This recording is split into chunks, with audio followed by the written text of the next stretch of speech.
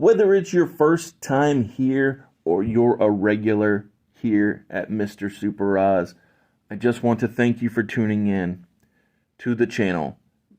It exists because I, Oz, from the channel Mr. Super Oz, I wrote a 68-page graphic novel called Everlasting Survivors. Volume 1 is called All Day Long. If you follow the link in the description of this video, you can get yourself hats, shirts, posters, all kinds of fun things. But most importantly, you can get the story itself. And the more people that pick up the story, the greater the chances are that there can be continued adventures with these heroes. If you could, give it a like, subscribe if you haven't already, leave a comment, enjoy. I had no plans to make this video. I was only watching the OC for fun. And as I don't know, just something casual, can pop it on. I'd already watched it multiple times. I watched it back when it came out. And I have the whole series on DVD, so it was not it was not in the plans to shoot a video for the channel. But I just finished the finale again, and much like, I don't know, life, I guess, I feel differently from this time around than I did before.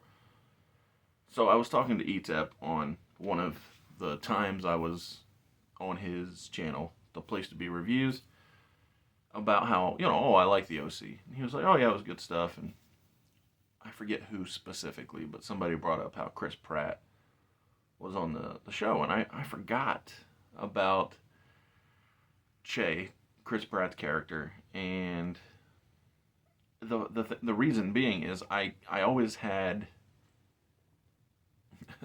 ill will toward the end of the show. I always thought that it was better in seasons 1 and 2 than it was in 3 and 4. But upon the rewatch, I think it's just, or I think it was just, where I was at in life that gave me that impression, because when season 4 began, I wanted Ryan, the main character, Benjamin McKenzie's character, Ryan, to keep his anger, his frustration, his lust for revenge. I wanted him to keep it and stay as the cage fighter, the Avenger, if you will. But, after growing up, moving on, I mean, not on, but life changing and things happening, I'm actually quite pleased with the final season and how that Ryan didn't stay the angry young man and was able to grow and progress away from the old mindset that he had in season 1. And it actually makes a lot of sense for him to grow beyond the abandoned child mentality when, after having years of a reliable family structure with, the adopted family of the Coens. And so it's funny to think about how your place in life affects how you perceive the production of media. Because when I'm young and dumb and angry, I want the character to remain young, dumb, and angry. And then I grow up and my perspective changes, and it's like, oh, okay, no, this is actually growth that they're demonstrating. Now, granted, they also are demonstrating that the show didn't get picked up to continue, because it didn't. The fourth season was the final season, and you have to try and clean things up and make it more concise. But yeah, I really enjoyed the finale, especially, again, Ryan's growth, the main character. And I really liked how they illustrated the the kid that showed up at the house, and then the man who was closing out the show. Although recently, I think, yeah, recently I saw an article that said that he was actually 25 playing 16, which is, always hilarious when it comes to, the so-called teen dramas, because, he was 25, and then when the show ended, he was 29. Although I guess in the end, he's supposed to be an adult, so he was finally in the final scene being able to be the age that he was or is in the episode, so that's cool. Yeah, and like so many characters, like I always thought Luke was one of the best, and he is a lot of fun in his sporadic appearances, but uh, you know Anna, the chick who always says confidence, Cohen, confidence. She, again, whenever she appears sporadically, she's a delight. And the half sister of the mother character is, her short stint was great. Caleb, the grandfather, both his time in the show and then his unexpected death when Julie, the best friend who every dude for some reason wants to get with, is thinking about killing him, and then she doesn't have to because he just dies naturally from being old. And then, like Marissa's death was out of nowhere, and it's honestly, it was due to an interview that she did where she was talking about being 17 and secretly dating the 24-year, 25-year-old or whatever when she was 18, is what brought up the fact that Benjamin McKenzie was playing a much younger character than you know, than his actual age. But like, it's funny. Again, I remember disliking her being killed and then being written off. But upon the rewatch, I didn't even miss Marissa's character because she was so prone to unsmart choices, whether it be overdosing by accident or I don't know. She was not exactly my favorite person. So when she was gone, it was like, and like her and her whole Johnny story arc, I was like, what? Why are you so upset? And then Trey stuff, like, yeah, I was actually okay with getting rid of Marissa, like upon this review or not review, but rewatch, and the the consistency of Seth and Summer was really good stuff. I could have done without some of the uh, pretend or perceived infidelities of the Cohen household, whether it be the mother with the magazine editor dude, which it didn't happen, but they pretended like it was gonna, or with Sandy, the father, presuming to think about being disloyal with his ex, and yeah, I could have done without that. I think that had those characters been loyal to one another, it would have been one thing that you could fully rely on. And again, when it comes to Kirsten, her and Jimmy early on in season one,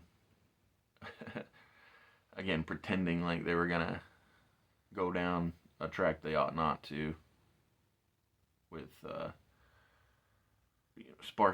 re-sparking a romance. But speaking of characters that I didn't remember from my first viewing, Kevin Sorbo's portrayal of Frank Atwood was way better than I remember, because like I said, I kind of just dismissed the final season for some reason in my mind, but his job that he did as Frank, I feel like it was almost too good, because I don't feel like him and Dawn even make sense together. They were never shown together in the show, but like Yeah, Kevin Sorbo was top notch, and the the actress that they got to play Marissa's sister not long before she dies, and then who takes over the um, the Julie Cooper daughter storyline stuff.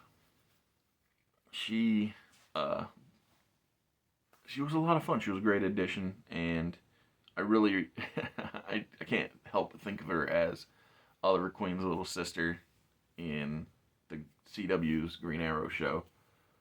But yeah, she was better than I remember. And Zach, the co-creator of Atomic County, the I don't know the push behind Seth going forward with his comic book idea. I really like that actor, and I forgot that he even had the role that he did because I feel like I often would rewatch seasons 1 and 2 and then fall away before getting to rewatch 3 and 4. But this rewatch, when I went from beginning to end, it really brought to light how the show very much did well when it comes to growth and helping characters progress. And so, with that, I'm going because I didn't anticipate doing a review on the channel. I'm gonna go with the video game slash uh, the easier, not the star rating system, but the simple binary, the watch don't watch, like I do with the video games, which is play or don't play. And for this, if you've got HBO Max, I definitely think that watching the OC is worth your time because there are, a plethora of fun things to catch, especially upon a rewatch.